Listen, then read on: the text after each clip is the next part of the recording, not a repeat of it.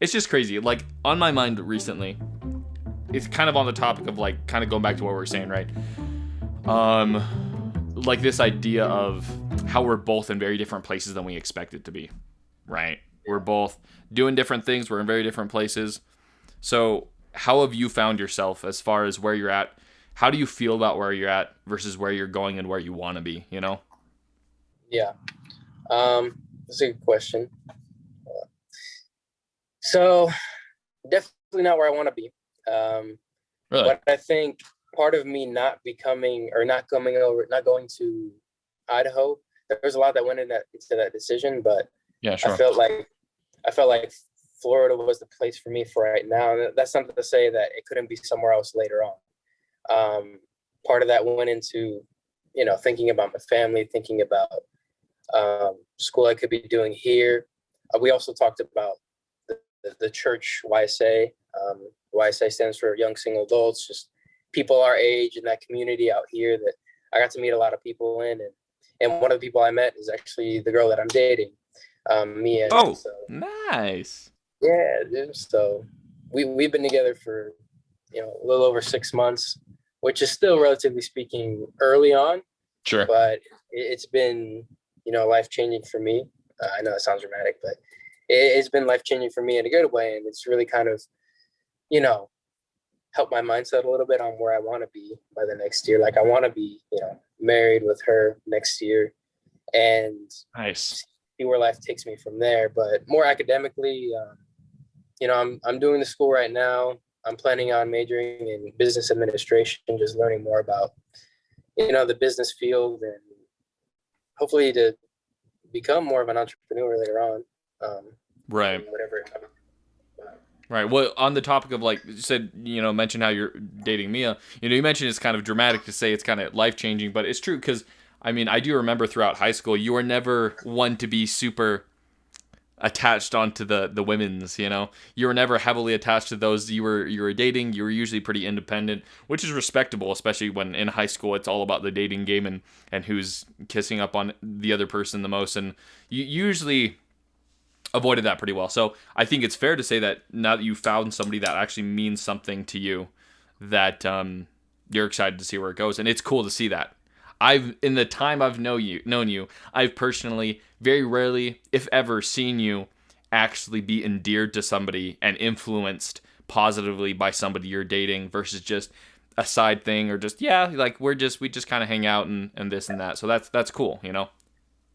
Yeah, dude. Like you're saying, you've known me for a long time, and I've never kind of been the way that I am now. So actually, it is dramatic for me. Sure. It's Um, charming, Charming, yes, darling. darling.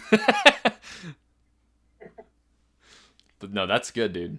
I'm happy for you. Like it's a good thing, and you know, I'm much further along in life than you are. Having been married, living my own place, I can say to you that is that a cigar or is that? It's just the rolling of this action. Oh Yeah, yeah, no, I can actually do that. It's probably better for my audience there. yeah, Um, I was like, that's a really small cigar. Uh, but I forgot what I was gonna say. What was I gonna say? Oh yeah, being further along in life. Sorry, being right. further Yeah, along in life. It's a good road to go down. It's been the greatest thing, like for me, and I know that everyone says things. The funniest thing about getting married, because you're not there yet. Obviously, you've mentioned that you're still looking forward to that. It's really exciting that you're thinking of those things, but it's funny that when you get there, when you're getting ready to get married, everyone has advice for you. Everyone. I mean, it's so funny. Kind of like the children thing whenever you're pregnant. Not you specifically. Hopefully you're not pregnant, but whenever that happens, it's the big thing about how everyone comes and has advice for how to raise your child. And you'll have yeah, people who have never had a child coming to give you advice about your child. That's the way marriage is. And it's funny how none of it applies. It's all irrelevant. Like, I know that sounds really stuck up, but like everyone's situation is so different that anyone's advice at any given moment is so different from what you need. You need to be willing to learn and grow from your experience. And I'm excited for you to go through that because this first, what are we on now? We got married July. So 3, 4, 5. We're on 9, almost 10 months. And it's been awesome. Like, it's been a year. yeah, it's That's almost been a crazy. year. We're coming up on our year mark, which is still considered newlywed, I think. But, you Yeah, know, for the demographic we're living in, man, we're old timers, dude. Everyone else here's been married for like 24 hours, you know? Yeah. I don't know, but I'm excited for you going through that, you know? Yeah.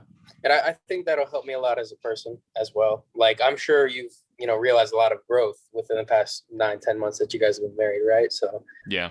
I look forward to the same thing for myself whenever that time comes. And, it's more of kind of an excitement of what I don't know. Yeah, Because, sure. you never know how it's going to be exactly. You never know. I feel like nobody can be prepared perfectly for that. Like certain moments in life, you can't be prepared perfectly for. And I feel like marriage or like having a child will be one of those moments. That makes sense. You got to go through and not be perfectly prepared for. But what about you, man? What about where are you now compared to where you want to be? So the way I see it, right? So I'm obviously not where I want to be.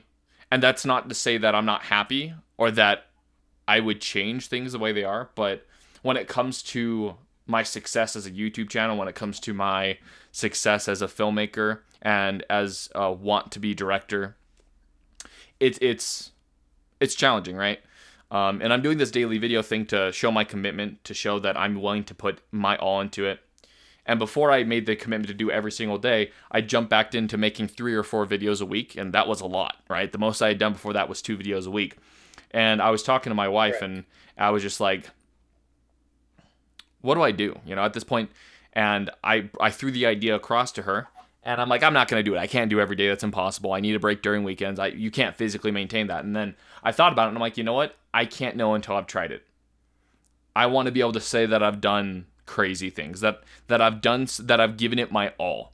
Don't get me wrong, I've given a lot to this channel. I've given a lot to my career in filming.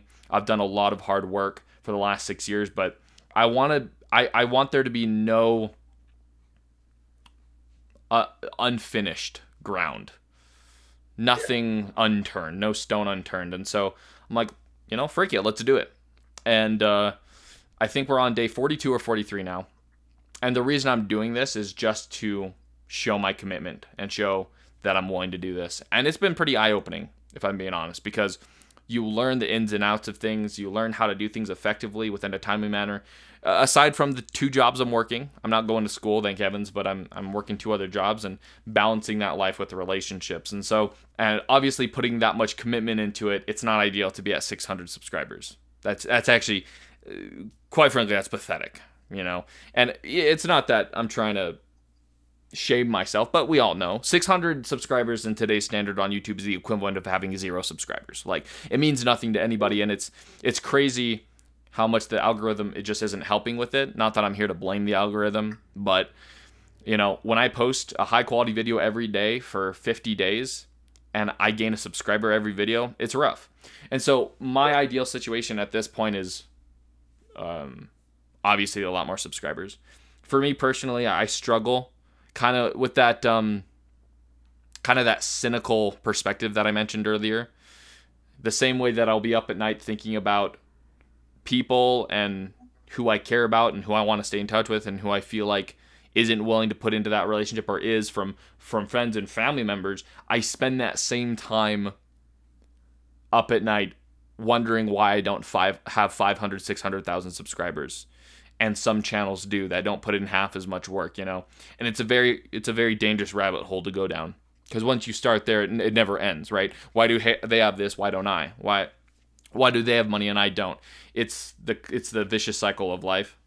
It's easy to justify in my shoes sometimes because I really have put the work into it. Anyone who follows my channel knows that I have been working my butt off for this for a long time, and I've stuck to my guts and really tried to buckle down. But the second I give up, the second I stop trying and say, whatever, it's not going to work anyways, is the second that it becomes my fault that I never became successful. And I don't want that to happen, Yeah. I mean, not gonna lie, bro. I got kind of worried whenever you came to Florida for a little bit, and at that point you weren't making too many videos. And you kind of stopped making videos for what, like 4 or 5 months? Yeah, it was like 5 or 6 months, I think. Yeah, a little bit longer. And so I was kind of worried, man, because I know that you will get to that point of 500,000, 600,000, million, 2 million, and so on. And so I was really happy to see the daily vids coming out and the initiative to get 1,000 subscribers doing the daily vids. And Right. you've seen fruits from that. Granted, it hasn't been 100 a day or 200 a day. It's been a couple, each day, but that's going to keep growing, and that's going to keep growing, and it's just going to get bigger and bigger. And so Right. it's like the snowball effect is how I like to think about it, right? As there's more snow on the snowball, it'll start rolling bigger and faster. And that'll be good. But yeah, just not, I guess the big thing and the hard thing is something more about than I would is, not letting the numbers get to you, right? Because you're still a successful YouTuber. But I think, like you're saying, looking at 600 subscribers when you deserve, so many more, it can be kind of, self-defeating. You might think, oh, I'm not successful, but quite the opposite, bro. I feel like, me and everybody that watches your videos can obviously tell, like, you got what it takes, and you put out quality content and things people want to see and want to watch, and it's fun and relevant. And so it's more about getting more eyeballs on. Sure. But what you do is great, man.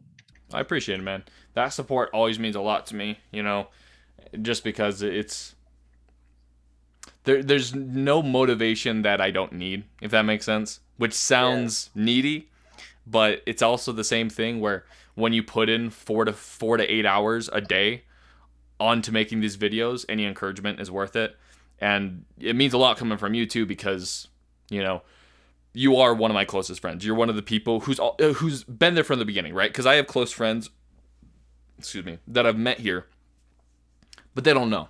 You know what I mean? Yeah. Like they don't have a glimpse. Anybody who I'm like, oh, I'm hosting a YouTube channel, they're like, oh, that's cute, buddy, little Tim, and pat on the back. And I had one coworker. It was actually the one who sold me those energy drinks. It was one of my friends. His name's Andrew, and I had been recommending that he take a look at my channel. And he's like, yeah, for sure, because I kind of supported his business. He's like, how can I support yours? And like, check out the channel. It took him a week or two. And when he got around to it, I'm like, what'd you think about it? And he's like, dude, I'm not going to lie, it's much better than I thought. And it was funny. It made me laugh. I'm like, that's what everyone thinks, right? Nobody knows somebody with an actually good YouTube channel. Nobody knows somebody personally. And so everyone just expects it to be whatever when the numbers don't show for it. I'm at the point where I'm actually ready to turn off the little section of my channel where you can see the subscription count, because I'm tired of people looking at that. I'm ready to turn that off so you can't view that, just so that I can grow without being worried about what people think about me, and just continue making what I love to make because I love to make it, So it does mean a lot.